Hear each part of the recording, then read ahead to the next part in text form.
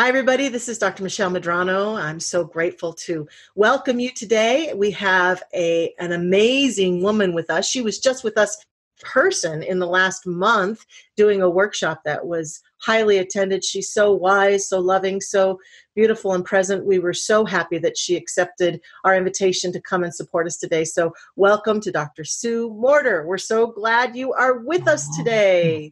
Thank you. Thank you. Absolutely. It is my great joy. Hello, everyone. It is so lovely to even be connecting with you through the ethers in this moment.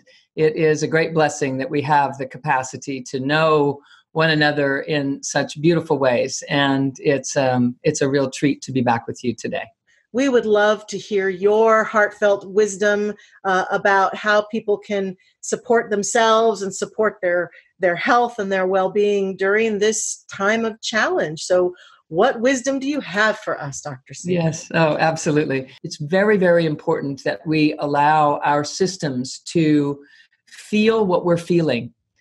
When we suppress our emotions of fear, when we are uncertain and wobbling, it's very important that we allow ourselves to feel that uncertainty and to be present with it and to recognize that we are made of the greatest transmuting presence on earth. We are made of love, light compressed into a body, and being this loving presence. All we have to do is allow our awareness to land upon whatever it is that we're actually feeling. When we come aware of it, it automatically starts to unpack as an isolated package of separate energies that has the ability to weigh us down or interfere with the natural flow that's trying to flow through our bodies. And so when we come present to it and just notice, I'm feeling agitated, I'm feeling angry, even if you can't name the feeling. In fact, I teach people it's actually more powerful not to name it, but just to come present to it.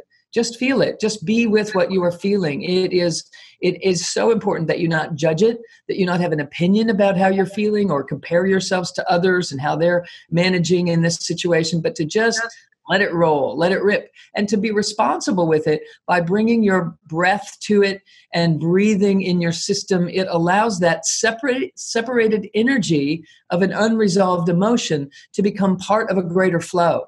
It becomes a contribution to your empowerment rather than something that bogs you down, that you stuff and then have to outrun and exhaust from outrunning it, causing your immune system to decline. So we want to allow the chemistries of our body to be supportive to our immunity, but not to be focused on protection and surviving and those kinds of dispositions. A disposition of taking on this whole situation as an opportunity to notice how I am in the face of uncertainty. What do I do when I can't count on my regular patterns and rhythms and those things that I've become accustomed to? Inside those patterns, we also become a little lazy. Inside those habits, we become not engaging in our true passionate, fiery selves. So what is happening right now in this global sit down, this global opportunity for us to be present with ourselves is a real opportunity for us to rearrange our habits and our patterns and our ways of thinking. To come present to, what would I choose? If I could just have a do-over, what would I begin with right now? Because everyone is being given an opportunity to assess that at the same time, which means the whole bandwidth of human consciousness is available for revamping. Everyone is on pause. And what we choose in this moment has a better opportunity to pierce through the veils of this collective consciousness of reactivity and disempowerment and victimization. So we're seated at a place to take charge of not only our lives, but making a contribution to the bandwidth of human consciousness globally, at large, right at this moment. Wow, that sounds like a big opportunity for us, and I've loved everything you've said today, and especially was reflecting upon how sometimes people feel nervous to feel their emotions, and I hear, I'm afraid if I start to feel it, I will never be able to stop. And that becomes an excuse not to do what you're talking about, which is breathing into it and allowing it to pass. And I always tell people, I've never seen anybody who started and couldn't stop for their whole life, or Right. so I Right. think it's really a beautiful invitation that you're inviting us into those feelings, because they're intense right now, aren't they? They are intense, and they are piggybacking on all of the past varieties of Yes. similar vibrations that we've been Exactly. able to stuff all this time. So if you're feeling something right now and it feels huge, it's important to realize I have an opportunity to not only clean house on this thing, but I can clean house on this other stuff that I've been stuffing back there all this time. And right now, everyone might be saying, oh, if you only knew what I've been stuffing back there, I don't even want to touch that. It's important to realize that it's a vibrational similarity. It's not that you have to deal with all of those past things in a linear fashion, magnifying themselves exponentially.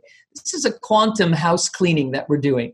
When we come home to what we're feeling, and if we're willing to breathe with it, we will transmute it. It's what happens is we feel these feelings and we start holding our breath. Do not hold your breath. Breathe in your belly. Allow the breath to be the transmuting catalyst, because it is, that will allow these energies to unpack. And actually, what these energies are that we've been stuffing, that are fear or anxiety or uncertainty, or angst or frustration or whatever it may be, they are passionate power that has been encapsulated and stuffed down, because years ago we didn't know what to do with energy, so we stuffed them. They are truly the passion that allows this energy to rise up through our system and eventually even pierce the primitive brain and access our own Christed consciousness, our ability to hold the space for the divine in our lives every single day.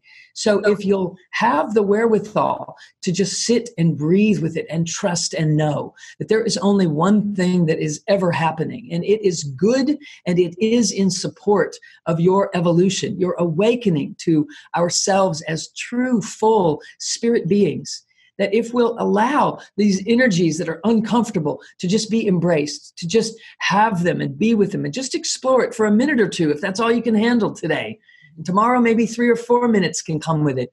Up to 5 minutes, 6 minutes of pure presence can transmute decades of stuffing vibrational frequencies that are trying to facilitate our empowerment in this life.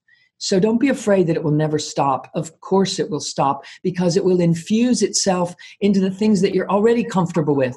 When you become comfortable with the things that you were uncomfortable with, your bandwidth begins to increase and increase and increase. And that's what we came here to recognize. We came here to know, I've got this. I can handle this. In fact, bring it on so that I can experience my power in the glorious presence of our faith and our hope and our trust and our belief, and allow that to come to life so that it's more than a belief. It's a knowing of the truth of who we are and what it is that we're here on this planet to experience. Beautiful, beautiful. Thank you so much, Dr. Yes. Sue. You are so wise and have given us great gifts in this recording, as well as in the world with your books and other work. And so we so appreciate you and bless you as you continue to support other people. Thank you for being with us today. Absolutely. Reverend Michelle, I have to say that I so appreciate what you are bringing to Mile High, and I love your entire community, and the experience that I had when I was there recently was so fulfilling. And I'm so looking forward to being able to come back again. I was supposed to be back already, but the travel isn't allowing us to do that. But I do look forward to when we get to make that happen. You have gathered an amazing collection of people in your community, and this is what the world needs more of. So thank you for what you're doing. Thank you. Thank you. Stay well. See you very soon, I hope. Yes, blessings to everyone. Namaste.